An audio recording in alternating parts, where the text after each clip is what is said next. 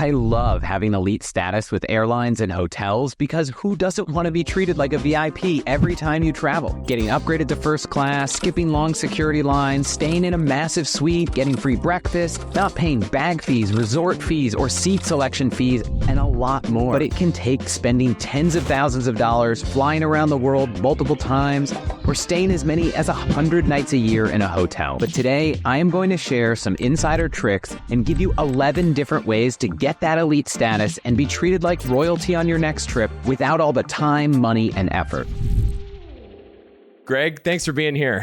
It's great to be here, Chris. We're laughing because we had to do a little bit of a retake because for some reason, nothing recorded for the first 5 minutes. Hey, if it's worth doing once, it's worth doing again. So we're going to talk about elite status. And I want to just kick off with, what is it? Why is it valuable? How do you get it? Yeah, in a way, it's a marketing ploy by big companies, by airlines and hotel programs, for example, to get their best customers to keep coming back. So what they do is when you're a good customer, they award you with a low level of elite status. And then when you're a better customer, they award you with next level elite status and so on. Most of these companies have 3 or 4, sometimes even 5 levels of status. And the idea is that at each level, when you reach elite status, the idea is that next time you are a customer with that hotel or airline, you get treated better. Maybe with an airline, for example, you might get free seat selection into like Comfort Plus or the Economy Plus type of seating, or you might get onto the upgrade list for first class for free, and you have a chance of getting upgraded. With hotels, it's things like room upgrades, sometimes to suites. Sometimes it's things like free breakfast and other perks. How do you typically qualify for these statuses? Because they're not giving them away for free. No, they're not. With airlines, it used to be about how far you flew. So they would actually measure like how many miles you'd fly each year, and the lowest level status would be like 25,000 miles flown, and the next level might be 50,000, and top tier was usually around 100,000 miles flown, which is a heck of a lot. Yeah. For anyone who doesn't know, that's 4 times around the world, probably at least 40 times across the country. Yeah. And so, of course, they wanted to encourage those great customers to come back by giving them lots of perks. The problem was that there was a whole game in finding the cheapest, longest distance flights. And so people would do things called mileage running, where they would earn status by booking, let's say, a $300 flight to Asia that had like 8 different stops along the way. So they're pinging back and forth in all these different ways, and every segment is adding distance. And so it's you can build a really long flight for a cheap price. And at some point, the airlines realize that's not the type of customer they really wanted to reward. They want to reward the customers that are spending the most with them. And so almost all of them have switched to a model of rewarding based on how much you spend with the airline as opposed to how far you fly. Now, the hotels are fortunately still giving you status based on nights. So there's a little bit of gaming if you find super cheap nights, mattress runs instead of mileage runs. Has anything else evolved with the way hotels handle things? No, you're right. I mean, they've kept that. One thing that's evolved for the better for those of us that are into miles and points is that most of them now will, when you're on an award stay, you've booked a hotel free night with points or with a free night certificate, that usually does count as an eligible night towards elite status. It used to be that they often didn't count. Yeah, actually, that's been great for people like you and I who do a lot of award stays. Exactly. And what on the airline side? Can you use your points to fly and also earn status? Sometimes. So that's a fairly new phenomenon. With Delta and United, when you use your miles to fly on those airlines, they treat every 100 miles spent as like $1, so like 100 pennies. And so they treat it like that. So it counts as if you spent money. And so it adds to your elite status that way. So in some way, that's an improvement for miles and points people. Yeah. If you're trying to get status that way. What we're going to talk about today is mostly ways to get status without having to put in as much work as you might, spending, let's see, I'm going to guess somewhere on the order of $5,000 to $20, $25, $30,000 is about what I imagine these airlines are looking for you to spend to get their status across all these tiers. Yeah, that's totally fair. It's in that range. Yeah. Yeah. Unless you're going for some of these kind of invite only statuses. There's concierge key on American, 360 on Delta, and global services on United.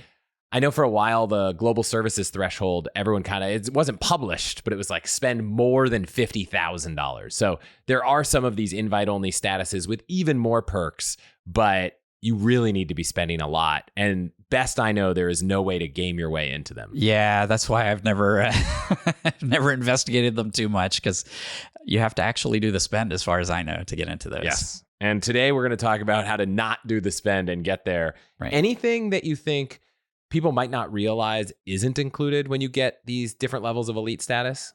Yeah, I mean, one thing that you might not realize with airline elite status is that at least the low level levels of status aren't going to get you into the airline's airport lounge. Even at the high level, it's not usually a set benefit as much as something that you can get as like a milestone reward that you can choose, but at the expense of other things. Like you might give up global upgrade certificates if you choose to get lounge access. So there's a trade-off there.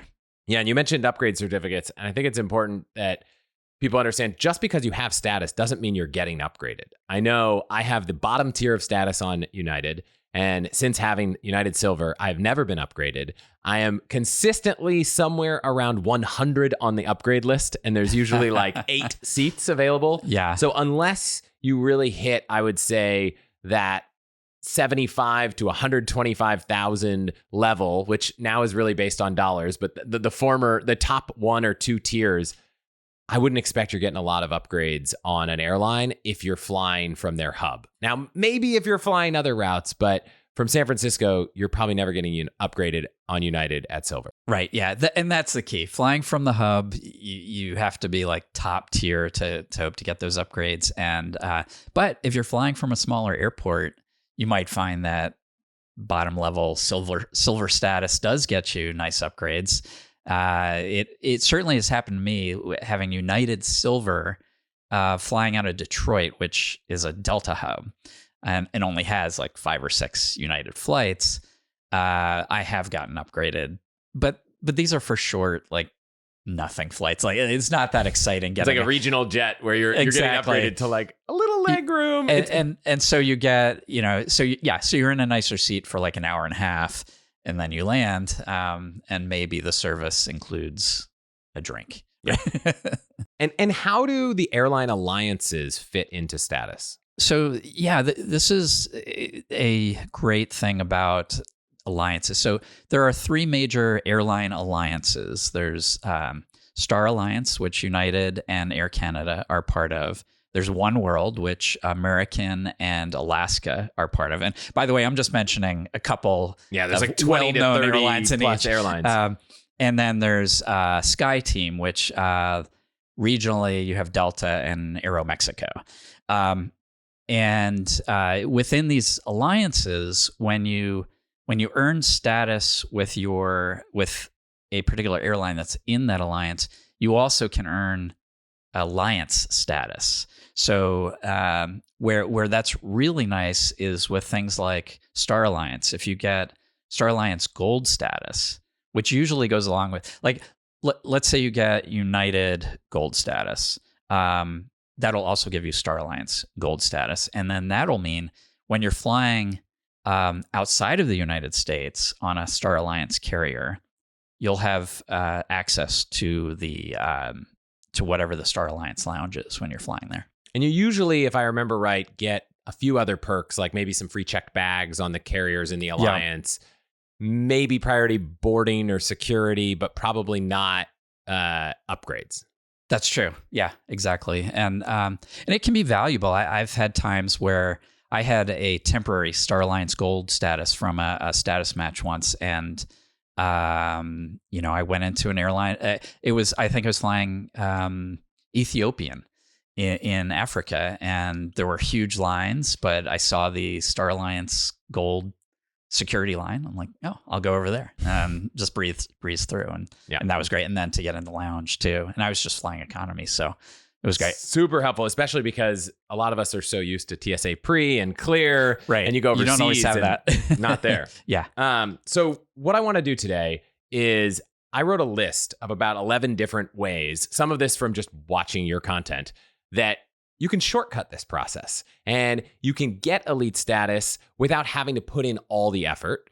As well as after that, we'll talk a little bit about some ways that you might get a lot of these perks without even worrying about elite status. So I think the first one I'll start with is just having a credit card.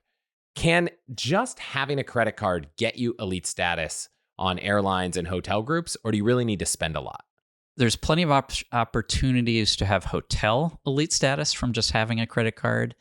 Off the top of my head, I can't remember if there's any good airline elite statuses you have with a credit card, unless you're thinking of the American Express Centurion. Yes. That was the one that came to mind, because I have one friend who has it, and he's like, I get Delta Platinum status by having American Express Centurion. And I'm like, that's awesome. It also comes with an annual fee that's like $7,500 or something. Right. So I'm not, and an initiation fee that's like $5,000. So I'm not sure that's a great trade-off, but at least for me, it exists. It exists. Yeah. And then I said have a credit card. I believe if you have 2 credit cards, you could earn yourself some Delta status. Delta has Delta Platinum card, and they have the Delta Reserve card. And each of them will give you a $2,500 MQD head start, and just by having the card. And an MQD is medallion qualifying dollars. And so the idea is just by having the card, Delta acts as if you've spent $2,500 with Delta. And so first level silver status with Delta this year anyway requires 5,000 MQDs total.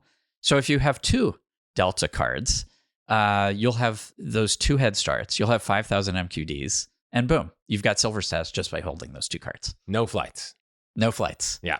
And if you were to get both the personal and business version of the Platinum and the Reserve card, you could conceivably get your way to gold status, but it would use up a lot of your Amex card slots. That's right. That's right. Amex doesn't want you to have more than 5 credit cards, and these are credit cards as opposed to like charge cards or pay over time cards.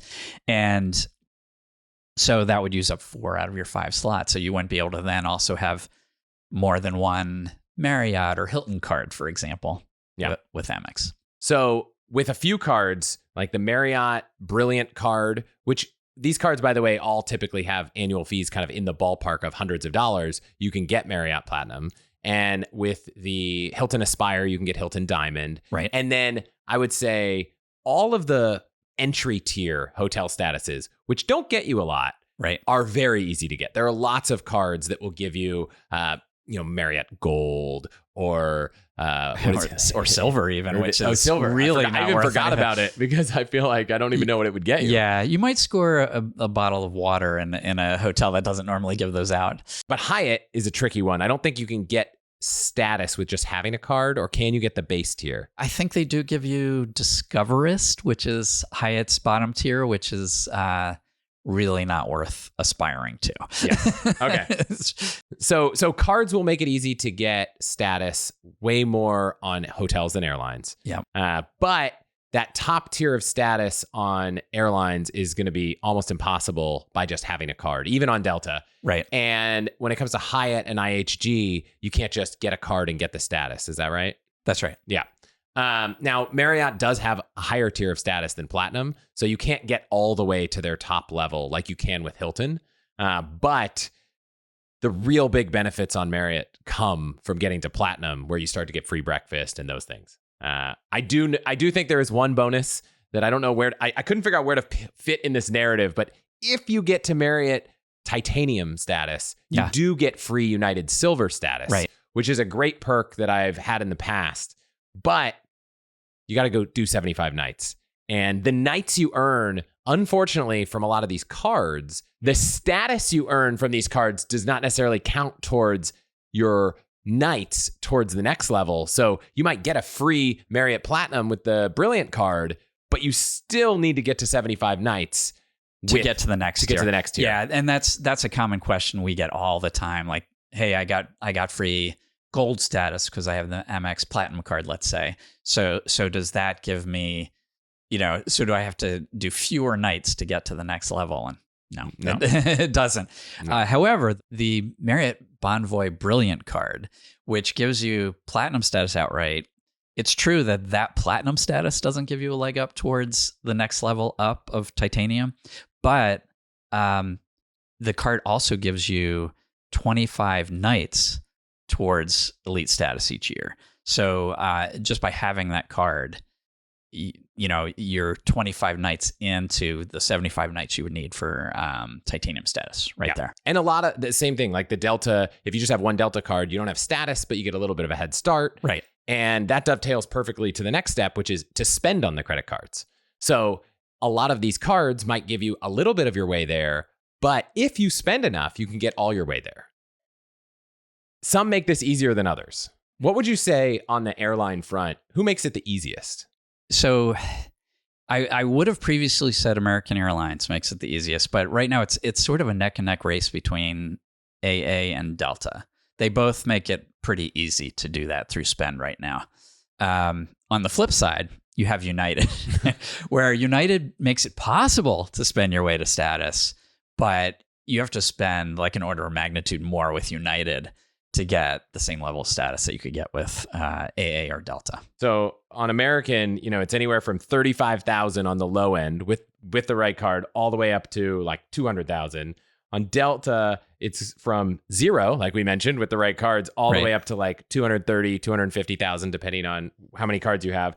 And then on United, top tier status, you have to spend $480,000 to get there. And on the low end, you have to spend $100,000. Right. So that's where you've got an order of magnitude higher. Yeah, that's amazing. If you think about Delta, where you could spend 0, or let's say you just have 2 Delta cards, then you're spending $5,000 to get to that first level, versus what'd you say, 100,000 with United? 100,000 on United. Obviously United's not as interested as American and Delta are in encouraging the credit card spend through elite status anyway. It seems United really wants you to fly on airplanes. And they're the only one that still has a requirement of like number of segments flown. You have a minimum number of segments you have to fly with United to keep status, where the others, you could totally get status without ever flying. Yep.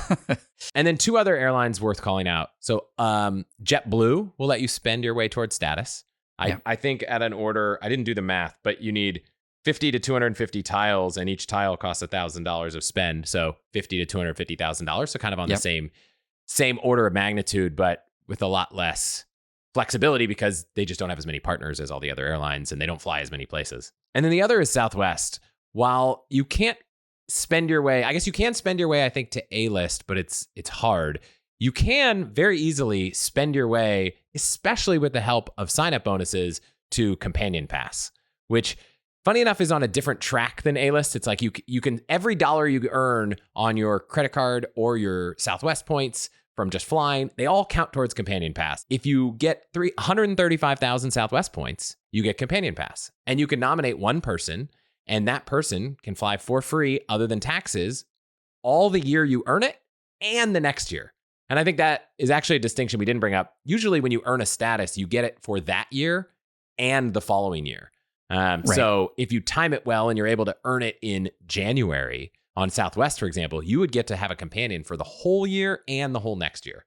And because welcome bonuses count towards that, right now, for example, the Southwest cards are doing an 85,000 point welcome bonus. That gets you more than halfway towards Companion Pass. Yeah, you're really close. And having a card also takes 10,000 points off the requirement for Companion Pass. So it really makes it easy. And so I know a lot of couples who will every 2 years alternate who signs up for 2 Southwest cards right at the end of the year, so that they'll complete the spend for the sign-up bonus in January. Then, they'll have the Companion Pass then for the rest of that calendar year and all of the next. And then their spouse does it 2 years later. Yeah. And they keep alternating. It is a very common points thing. You guys have a whole article on it that I'll link to in the show notes about how to achieve Companion Pass. But man, if you are anywhere near a bunch of Southwest flights, it is an awesome status to have. Doesn't really get you any priority boarding, doesn't really get you any feature other than a free companion, but No one else is doing that. It's super valuable for sure. And then on the hotel front, we talked about how, Marriott makes it easy to get to Platinum. Diamond on Hilton is as easy as getting the Aspire card. So I don't want to spend too much time. Yes, you could probably spend money on cards and earn status. Right. But I think the coveted status is Hyatt Globalist, which, best I know, I've never actually had it. It is the best status to have in the hotel world, but you can't just get it for free. Can you spend your way to get it? Yeah, you can.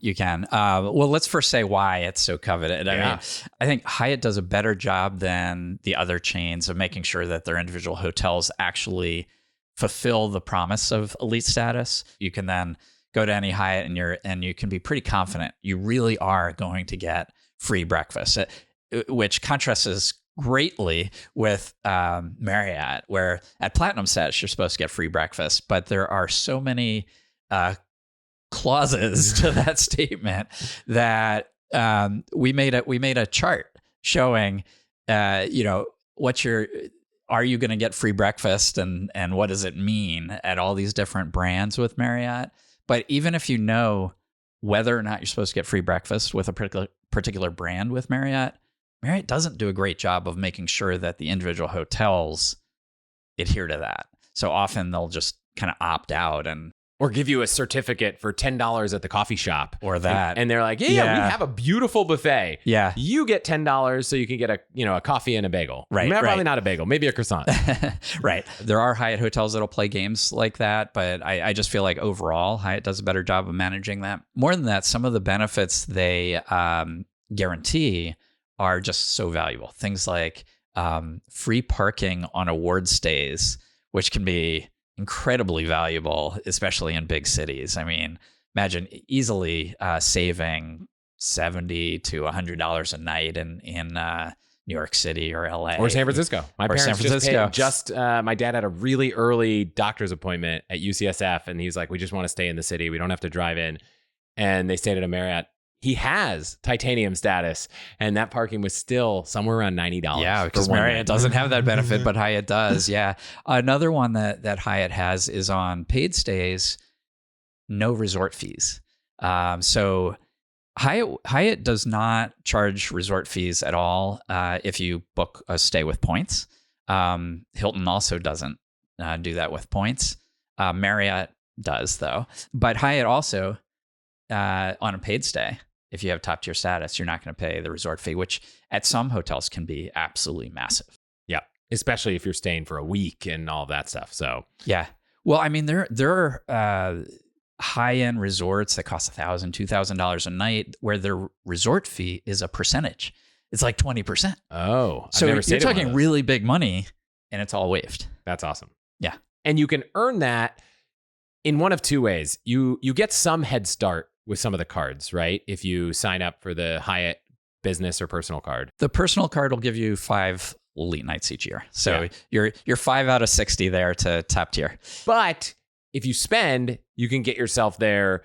I think it's about $100,000. Does that sound right? If you have both cards and you spend them optimally, because one of them gives you a head start, the other one gives you a little bit of a faster way there while spending. That's right. So the personal card will give you 2 elite nights for every $5,000 you spend.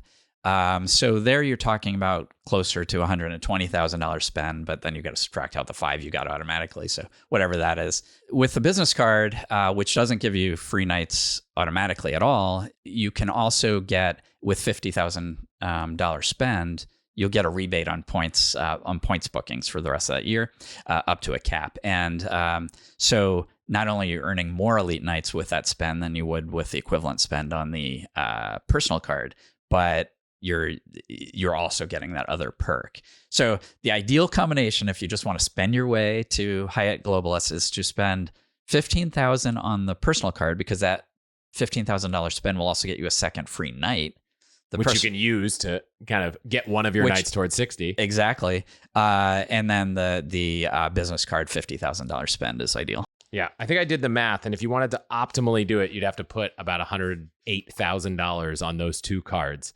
Now, I want to be clear. This is not a strategy where you just go out and spend $108,000. A friend of mine actually did this. He put he had a big tax bill and he split it out over the course of the year on a Hyatt card, or actually, I think he only did it on one. So maybe he ended up spending $110,000. But that $110,000 cost him, let's call it round up a little bit to 2% of fees. So he spent about $2,000.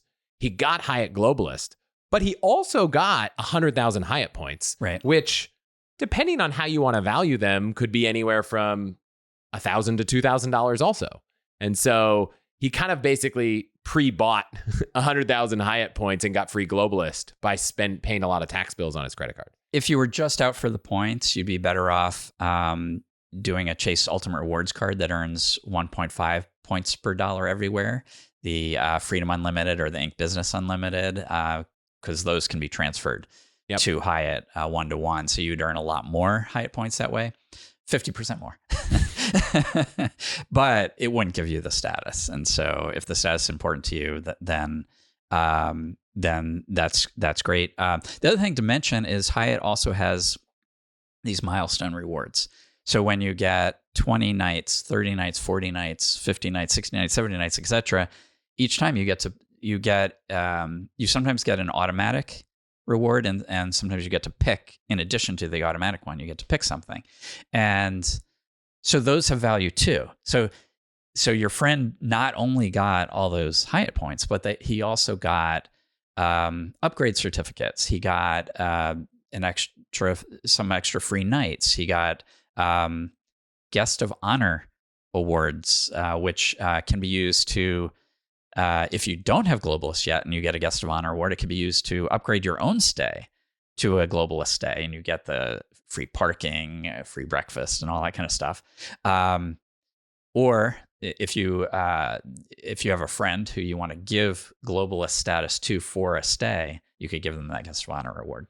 An interesting point you made in a recent episode was around Hyatt status. And I had always thought, okay, I'm going to go for Globalist because I've got some spending to do for taxes this year. And then I realized, well, I'm probably only staying once or twice a year at a Hyatt. And so to go all the way to Globalist might not actually be worth it, because at 40 nights, you get this guest of honor coupon that you can use for yourself to give yourself Globalist for a stay. Right. And you also get a few club access awards, so you can use those. And so I'll just caution people that are excited about Globalist, you might not even need it if you're not traveling that much. Right. At 40 nights, you get both the guest of honor and you can pick a suite upgrade award.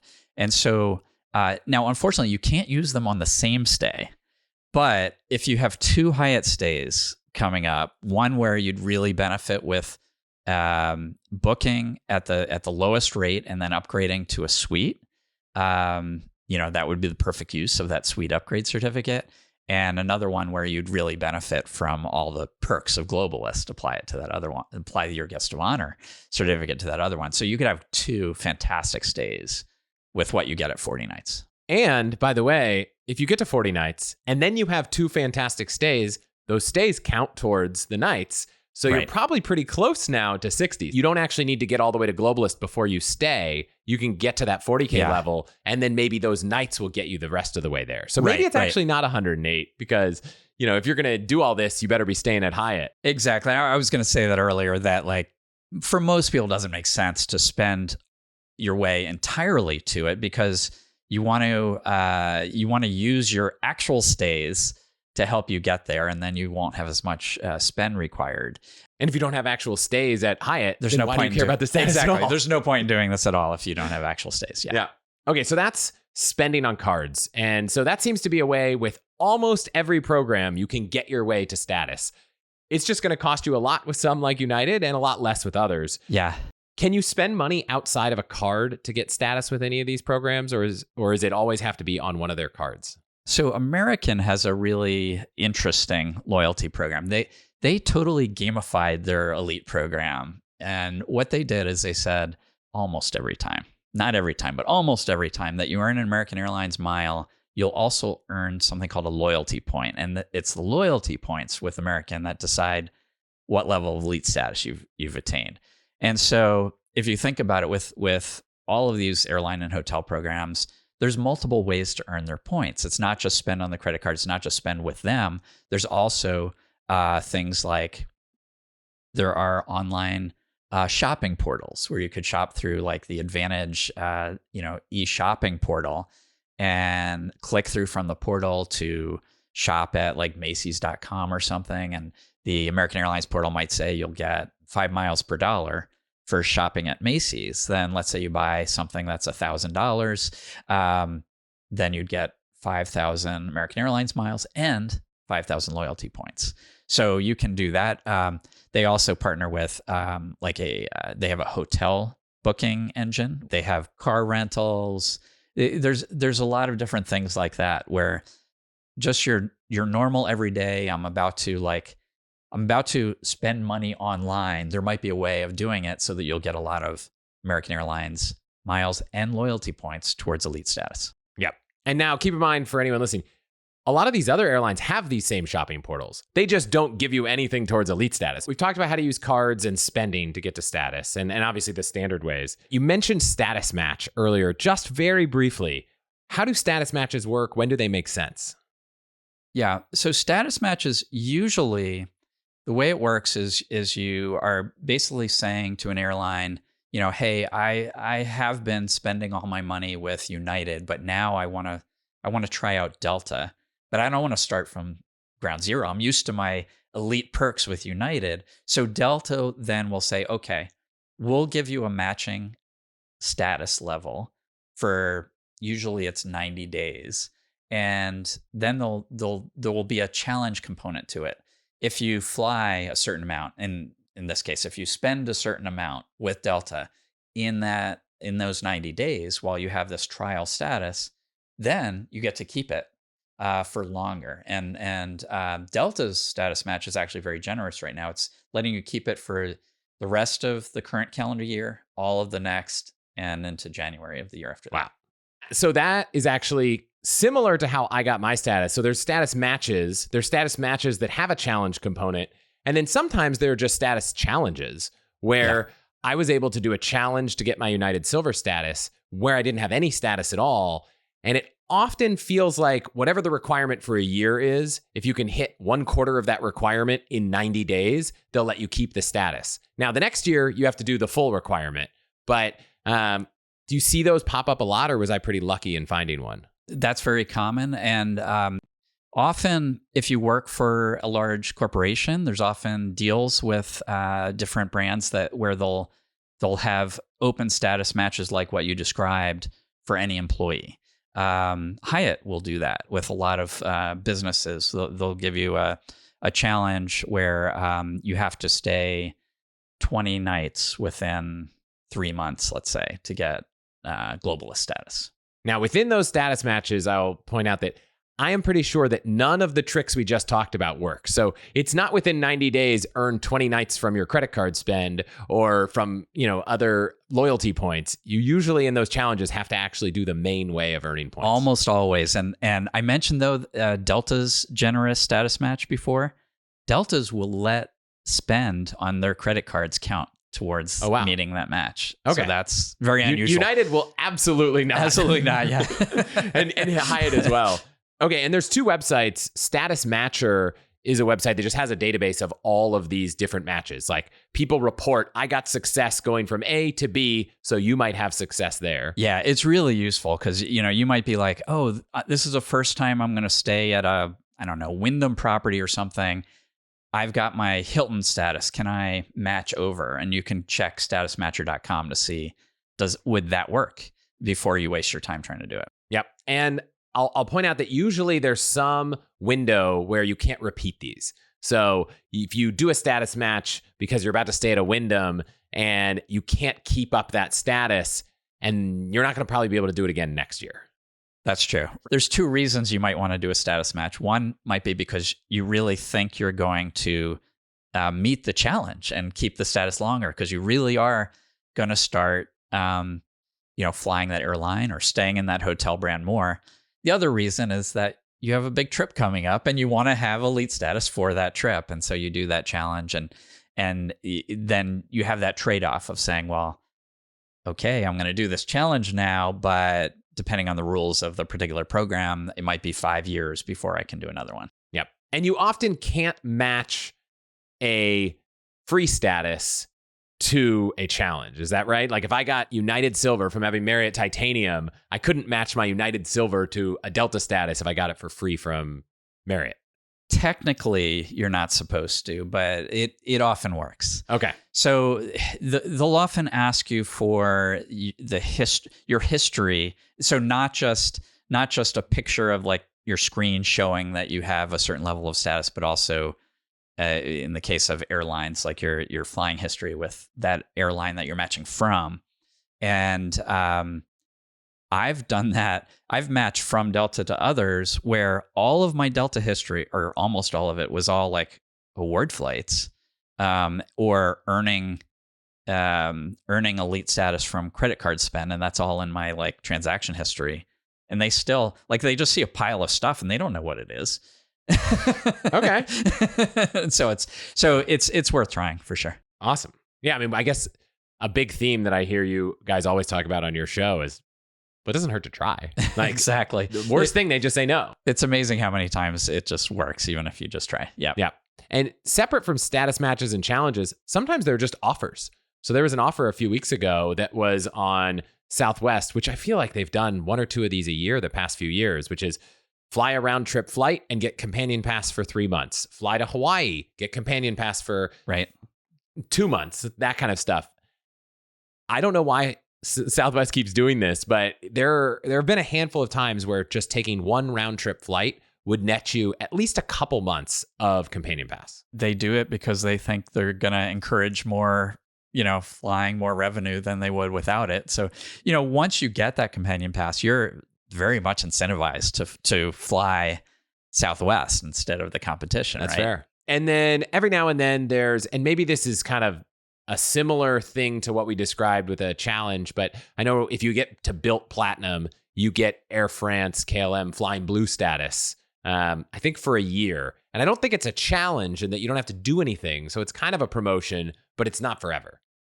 Right. And it's not automatic. It's like I think you have to transfer some points to Air France, KLM to trigger that. You'll get that status for a year. Exactly. Yeah. We have an Air France flight coming up this summer, and I'm like, is it worth doing this? Unfortunately, we might have to change our flights, and whatever status it matches to does not waive change fees on Air France, which is what I was really hoping for. But, right. And by the way, I don't know if we mentioned this before, but in general, if you're flying, regional first class or international business class on any of these airlines, most of these elite benefits aren't going to help you at all because you're already getting all the perks. You're already up front.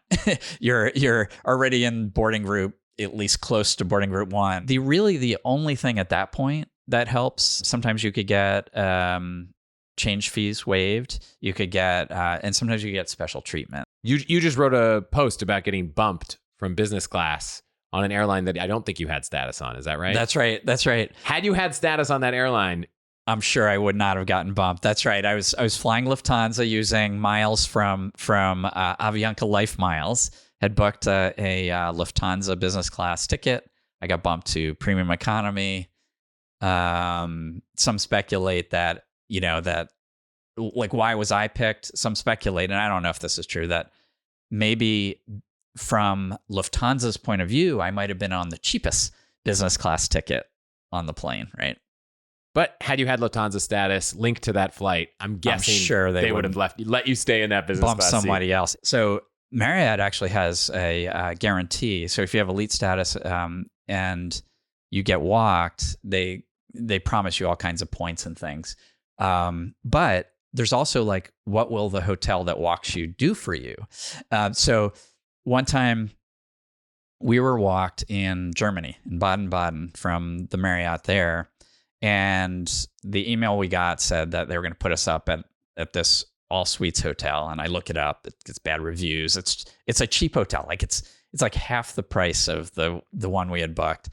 So I researched what's the best hotel in Baden-Baden. And I found one that looked amazing. And so I wrote back and said, hey, we were really looking forward to staying at the Rumors Baden-Baden because of what a great, reputation you have. So we'd expect you to put us up at an equally good hotel. And I named the other one, and they didn't.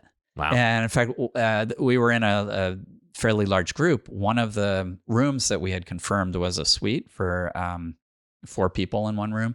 And they put them up in a suite at this other hotel. Wow. It was probably much more expensive. Much more expensive. Yeah.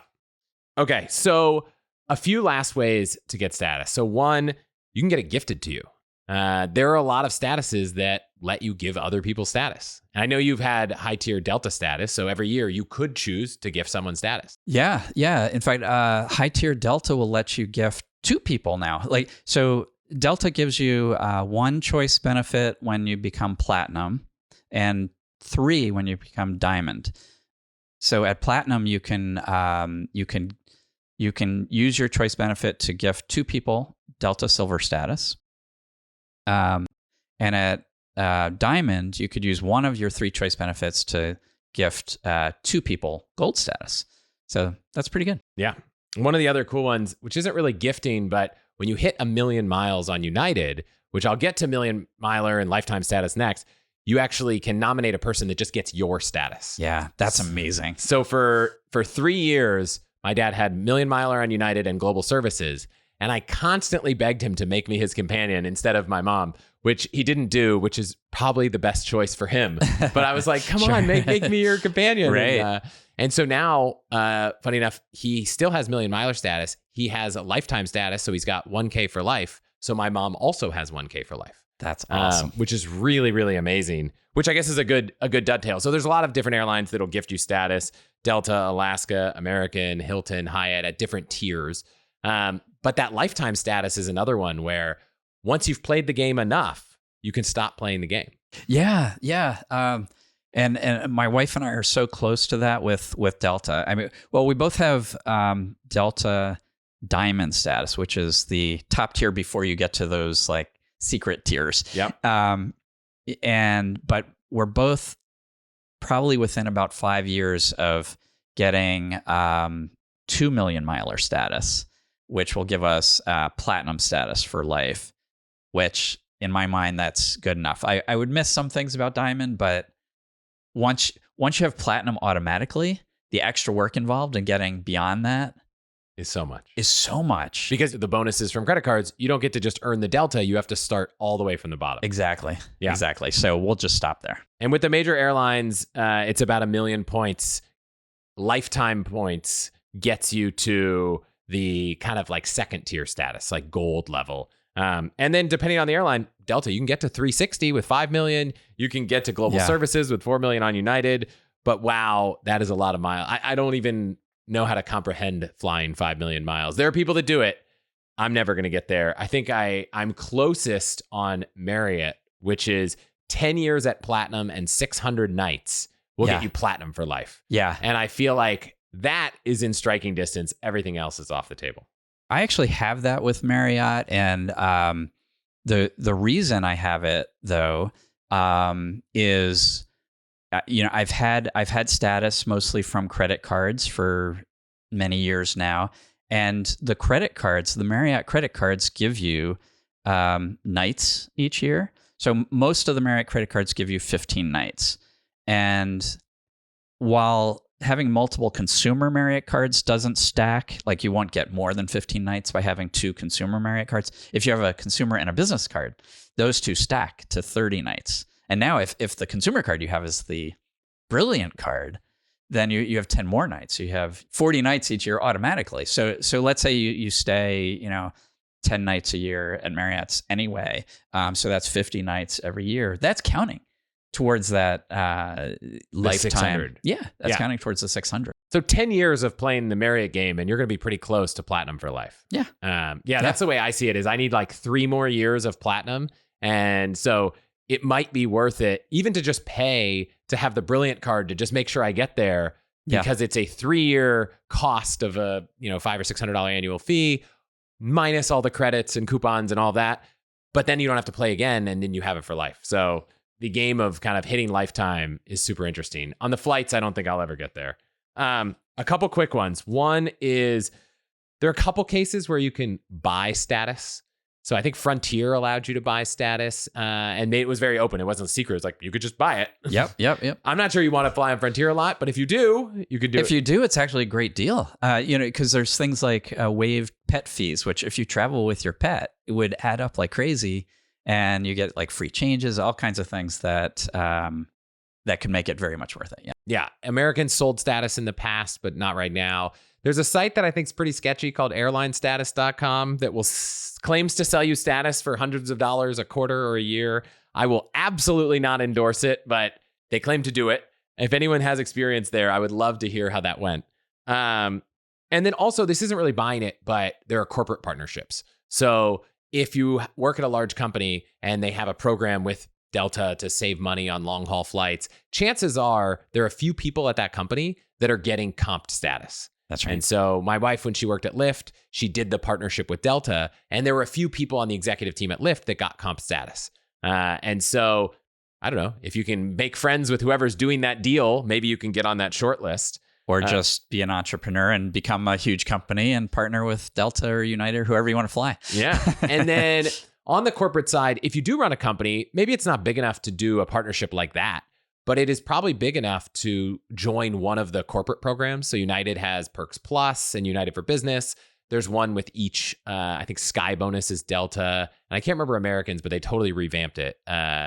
But there are ways to earn extra points for regular flights for everyone on your team. So in United, you put all of your employees in, you earn a much smaller number of points, but those points can be used to generate free flight certificates or status. Yep. So it ends up costing somewhere on the order of like 80,000 United miles to get United Silver and 160,000 United miles to United Gold in their corporate program. And then last, there's this Pass Plus program, which basically United lets you pre-buy at the beginning of the year dollars to use on United at a discount, and not a discount like a % off, but depending on the fare, you get a baked in corporate rate. And if you spend enough, they will comp you status. Yeah. So it starts at $25,000. We'll start comping you gold all the way up to this year. Global services, if you pre-buy $75,000, you'll get global services for a year. Yeah. The downside is the funds, as long as you keep renewing the program, which I want to say is at least $10,000 a year, you won't lose the dollars. But to get the status, you have to commit to $75,000 of spend every single year. So if you already spend $75,000 a year on United, you'll probably get global services anyways. I was going to say, but here's a way to get it up front. And then there are a couple other things that I'll fall in the bucket of corporate partnerships. If you get a Founders Card membership, you're going to get some free hotel status, IHG and Hilton Gold and Caesars Diamond. Depends on the type of Founders Card I know, membership there's tiers now. There's tiers, and if you get the kind from having JetBlue status, then the tier of Founders Card you get is the tier that is basically you get on their spam mail. You get constantly spammed to pay up to the higher tier, and that's really the only benefit that I could find out of it, as if that was a benefit. It's not. And then on the vacation home side, I did a whole episode on vacation homes. We're not going to go down that, but I noticed that there's a vacation home thing where you buy into a membership, like a luxury vacation property called Exclusive Resorts, and I think every Exclusive Resorts membership also comes with a Delta Platinum status, but you usually have to commit to spending somewhere on the order of $40,000 or $50,000 a year on vacation homes. But if you do that, there's a potential option. Timeshare ownership, is that similar to what you're talking about? Because those also have elite benefits in some cases. Yes, often with the hotel. This is the only one that I know. Like this one went to the airline, which was kind of cool. Yeah, that's different. Getting free. But I guess if you're the kind of person spending $50,000 on vacation homes, you're probably also the kind of person that could get a Centurion card and get Delta Platinum free also. True. I think that's all the shortcuts that I found. And I went through most of what you've written. The one question is kind of that'll wrap us up is this actually worth it, right? We talked about all the ways to get it, but when does it actually make sense to get elite status? And are there actually ways you can get some of these perks without having to chase the status? Yeah. So first of all, is it worth it? Loaded question. Well, so at a high level, you could sort of argue no, because if you need to do tricks to get the elite status, then it means you're not flying that airline a lot or staying in those hotels enough to get the status without doing tricks to get there. And if you're not staying that much or flying that much, how much value could you be getting from these things? On the other hand, if you do the tricks to get status and it doesn't cost you that much, like, so take, for example, getting Marriott Platinum status, which you could get just by having the Bonvoy Brilliant card. The $650 annual fee is offset by great perks anyway. So you could think of it as being worth paying anyway. But you get platinum status, and you might just have, maybe you've got 2 big Marriott stays that year, but maybe they're stays that are important to you. Like maybe you're staying at the, St. Regis Bora Bora, and breakfast there would cost you something like $50 per person per day, but you're going to get it free because you have that status. And so the benefits can really add up, even just with a couple stays a year. I mean, it's funny because when you say that, I think, well, I did stay at the St. Regis and Bora Bora, and I did get free breakfast, and that was awesome. However, I find myself, now that I have some status, when I look where we're going, it's almost like I put these blinders on that say, well, let's just look at places where I can get these perks. And I often wonder, and I'm starting to push myself to not think this way, if I didn't worry about trying to stay at the place that I had the status, could I just book a rate that included the free breakfast? Sure. And could that even be cheaper or a better experience? And I've broken out of the shell on airlines there because United Silver just isn't really worth anything. And so now I just book the direct flight. That's the easiest. And if you start playing the points and miles game enough, like you said, you're flying in business or even premium economy, the status kind of doesn't matter. Right. And so I do question whether sometimes having status forces you to spend more to stay in a thing. That's why they do it. I mean, that's exactly it. People do. And so I think you're exactly right. I think that analysis is right, that in most cases, you're probably better off, buying your own elite status by, as you said, booking a stay that already includes the free breakfast if that's what's important to you. Maybe even negotiating rates with a hotel that regardless of whether you have status or not. So the flip side is, a lot of, if you're really into this game, points and miles and everything, to me, I just love the game. And so it's a game where you win not just by earning lots of points and having the most points. You win by taking advantage of it and booking the best stays, booking the best flights, and traveling the world and enjoying it. So the winning is amazing. And to me, the elite status thing is almost like part of that game. It's like badges you earn along the way, and then when you enjoy it, when you get like an amazing suite at a hotel, when you get regularly bumped up into first class when you're flying, regionally, those things, it's hard to, sort of put a dollar value on that. And if you have the means where you can do these games to get elite status, it's not hurting you financially to do it, you might find it's worth doing just because it's fun. And that's kind of where I am. I've enjoyed the game over the years. I think when you have kids, when they're really young, you're like, wow, is this game worth it this couple of years? Sure. But I feel like I'm kind of getting ready to go back into it. One thing we didn't really talk too much about, we just touched on a couple things, is when it comes to getting these perks without the status, I'm actually going to point people to 2 episodes you did on rolling your own hotel status and rolling your own airline status. Great. A couple highlights. You want free check bags? Yes, you can get status, or you can just open up a credit card with almost any of the airlines and you get free check bags. Yep. You want upgrades at hotels, you want early check-in and late checkout. There are a lot of upgrade programs. We built one for ourselves at allthehacks.com/upgrade, where you can book a rate that gives you, through Hyatt Privé, Marriott Stars and Luminous, Four Seasons Preferred Partners, a lot of the perks you would get with status anyways. Right. And sometimes I caught a clip in one episode you did with maybe even a higher upgrade priority. So those are the perks you get there. And then I know you've talked a lot about, you could just use your points and book suites. You can use your points and book business class and just kind of do it that way. So I'll point people to those 2 episodes in the interest of time, but there are also a lot of ways that you could just generate a lot of these benefits without necessarily having to go and earn the status. Yeah. One of the funny things when we were talking about Hyatt a lot, Hyatt is the hardest of the hotel chains to get top tier status, but they have the best top tier status, but they also have the most ways that you can get the benefits of similar to status without getting status. So they're the best at allowing you to book, suites with points. They have the thing like we talked about before of guest of honor. So if you have a friend who has status, you can get, maybe they'll give you a guest of honor certificate. Or pay cash and upgrade with points to a suite. Exactly. There's so many ways with Hyatt to do that. So it is ironic that it's the best top tier status, but also has the best ways of avoiding needing that status. Okay, so last two quick things. One, we didn't talk about car rental status at all. I'll highlight that the reason why is that you can get car rental status pretty easily. If you have a Chase Reserve or Amex Platinum, you're getting top tier or right below top tier status on most programs. So we kind of skipped that over. Could you, in 1 minute, explain whether car rental status even matters or why?